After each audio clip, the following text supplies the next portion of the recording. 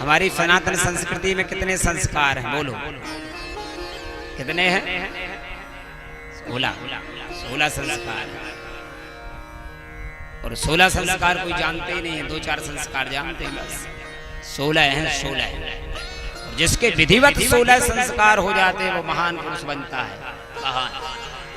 16 संस्कार है। पहला संस्कार ध्यान दे लो, 16 में पहला संस्कार है गर्भाधान संस्कार। गर्भाधान।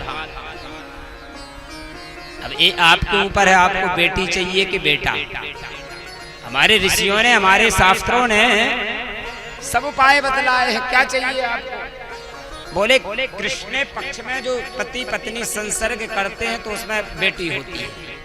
कृष्ण पक्ष में जो गर्भाधान होता है उसमें बेटी, और शुक्ल पक्ष में बेटा। ये नियम है।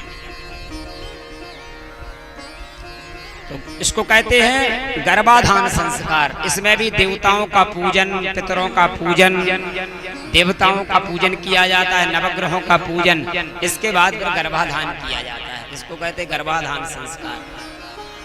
और गर्भाधान संस्कार के बाद जब उदर में, हमारी माताओं के उदर में जब बेटा आता है या बेटी जो भी आता है संतान, तो उसके बाद 6 महीने बाद पुंसवन संस्कार होता है।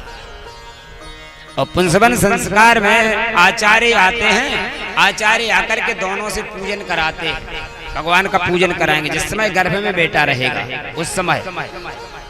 और अब आगे संकल्प ले लो, हम सारे संस्कार कराएंगे, पुंसवन संस्कार। फिर देखना उस बेटे को कितना तेजवान होता है। पुंसवन संस्कार में पति पत्नी दोनों बैठ करके पितरों का पूजन, देवों का पूजन, नवग्रहों का पूजन, कलश का पूजन। और इसके बाद अब आचार्य उपदेश करते हैं उस बेटी के लिए जिसके पेट में बेटा है। उसको उपदेश करते, बेटी देखो अब तेरे गर्भ में संतान है, अब आज से तू झूठ नहीं बोलेगी,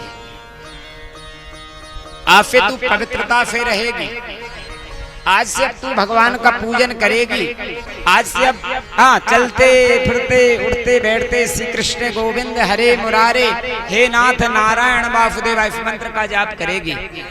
और देवी पवित्रता से रहना, झूठे मुंह नहीं घूमना, पवित्रता से रहना, भगवान की कथा सुनना, भगवान की कथा पढ़ना, कीर्तन करना, भगवान का पूजन करना, ऐसा उपदेश करते हैं। और जब आचार्य लोग ऐसा उपदेश करके जाते हैं तो जो बालक होता है, जो बेटा होता है, वो हमारा भाग्यवान, भाग्यशाली, भगवान का भक्त होता है। उदाहरण के लिए हमारे शास्त्रों में कई कथाएं हैं। अभिमन्यु की कथा, अभिमन्यु पेड़ में था उस समय, चक्रव्यूह रचना की कथा अर्जुन ने अपनी पत्नी के लिए सुनाई। और आधी कथा सुन पाया अभिमन्यु, इतने में उसकी माँ की उत्तरा की नींद लग गई, नींद आ गई। आधी कथा के बाद नींद, तो केवल जाने का रास्ता, चक्रव्यूह में प्रवेश करने का रास्ता अभिमन्यु ने सुना था। इसके बाद माँ सो गई तो निकलने का रास्ता उसे पता। भक्त प्रहलाद की कथा आती है। भक्त प्रहलाद ने भी जब पेट में थे माँ के, उस समय इंद्र पकड़ करके कयाधु को ले गया, लेकिन रास्ते में नारद जी मिल गए। नारद जी ने कहा कहाँ ले जा रहे इसको? इसके पेट में जो है भगवान का भक्त है। और नारद जी महाराज कयाधु को लेकर के अपने आश्रम पर आए और दिव्य उपदेश, दिव्य कथा सुनाई। इसके बाद जो प्रहलाद जी हुए, आहा भगवान के भक्त, जिसको कहते पुंसवन संस्कार। आजकल छोटे छोटे बच्चे जो मोबाइल हम नहीं चला पाते वो बच्चे चला लेते हैं। क्यों?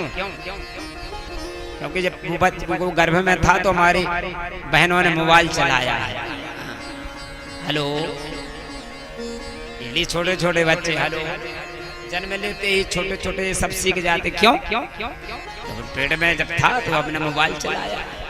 जैसा जैसा आचरण हम करेंगे, ध्यान से सुन लो, जैसा जैसा आचरण हमने किया होगा वैसे वैसे आचरण बच्चे के अंदर में पड़ते जाएंगे।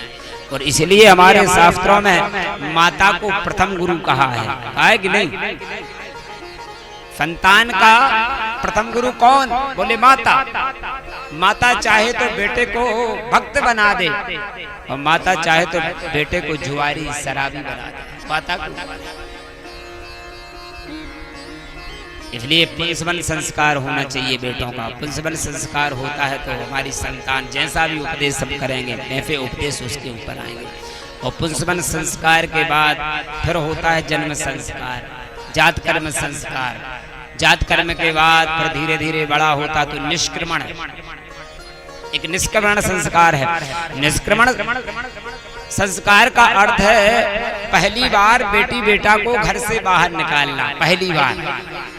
लेकिन आजकल तो अब सब अस्पतालों में हो रहे तो वैसे ही बाहर निकलना। इसके बाद भी डॉक्टर कहता है थोड़ी सी सूरज की धूप दिखा दो। बोलते कि नहीं बोलते? बोलते कि धूप दिखा दो, बाहर निकाल दो। इसलिए बोलते, इसी को निष्क्रमण संस्कार कहते हैं। हमारे शास्त्र ऐसे नहीं है, हमारे शास्त्र विज्ञान धर्म के दो पहलू। अगर कोई हमारा शास्त्र बात कह रहा है तो उसमें विज्ञान जरूर छुपी है। हमारे शास्त्रों ने कहा कि निष्क्रमण संस्कार होना चाहिए। जब बेटी बेटा हो तो कुछ दिन बाद बेटे को सूर्य की धूप दिखाओ पहली बार, और उसमें भी देवी देवताओं का पहले पूजन करो। पूजन करने के बाद फिर बाहर निकालो, निष्क्रमण संस्कार। और फिर धीरे धीरे बेटा बड़ा होता है तो 6 महीने का होता है तो उसमें कहते अन्नप्राशन संस्कार होता है। अन्नप्राशन संस्कार को कहते हैं हमारी भाषा में क्या, जब बच्चे को पहली बार खिलाते तो क्या बोलते हैं? पहली बार बच्चे को मामा या कोई भी खिलाता, पासनी संस्कार। हमारी भाषा में इसको कहते अन्नप्राशन, आप लोग बोलते पासनी। अन्नप्राशन संस्कार है, उसमें भी देवी देवताओं का पूजन होता है। इसके बाद अन्नप्राशन के बाद फिर नामकरण संस्कार है। नामकरण, अब तो बेटी बेटा हुआ, गुरुजी इतने बज के इतने मिनट पर हुआ है, इसका नाम क्या होगा? उन्हें तो गुरुजी की जरूरत ही नहीं है। नक्षत्र देख लिया, मोबाइल में सर्च कर लिया, हाँ, और अपने मोबाइल में सर्च करके नाम रख लिया। नहीं, ये संस्कार नहीं है। उसको विधिवत करो। जब भी नामकरण करवाओ आचार्यों को बुला करके पूजन पाठ करवा के इसके बाद नक्षत्र वगैरह देख के फिर आचार्य उसका नामकरण संस्कार करेंगे।